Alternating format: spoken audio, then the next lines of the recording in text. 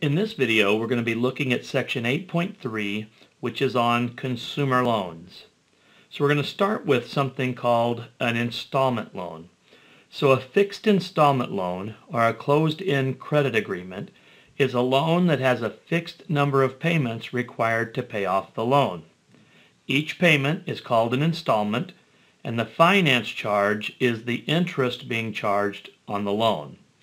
So this is a pretty common practice when you borrow money.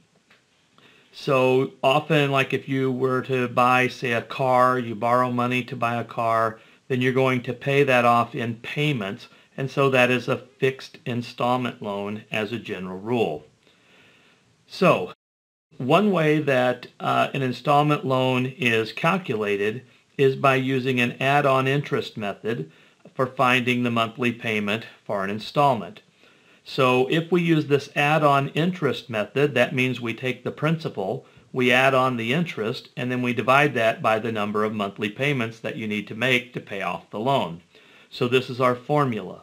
Monthly payment is equal to the principal plus the interest divided by n, so that is P plus I divided by n, where P is the principal, or the amount you borrowed, the loan amount, I is the simple interest due on the loan, and n is the number of monthly payments that you have agreed to pay that loan off in. So for example, if you borrow the money for 2 years, then that would be 24 payments, because there's 12 months in a year. 2 years times 12, that would be 24 payments to pay off the loan.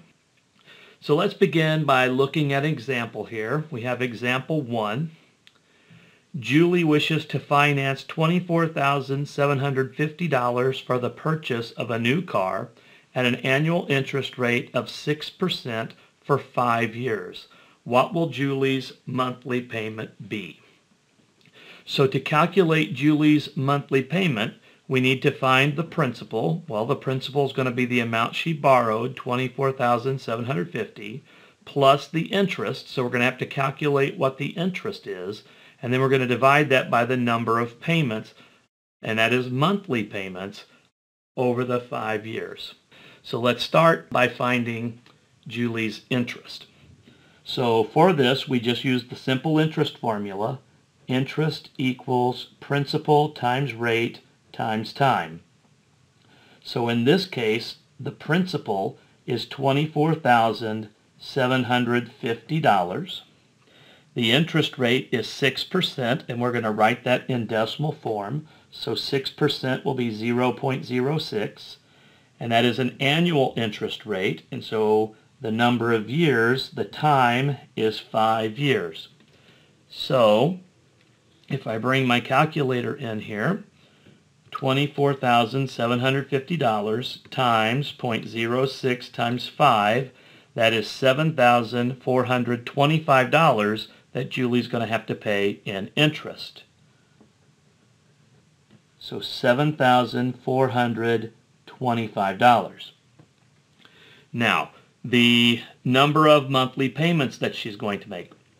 Well, she's borrowing this money for 5 years, so she's going to be paying it back over 5 years, and there's 12 months in a year. So the number of monthly payments is going to be 5 times 12. Again, 5 years times the fact that there's 12 months in each year, and 5 times 12 is 60. So she's going to make 60 different payments. So her monthly payment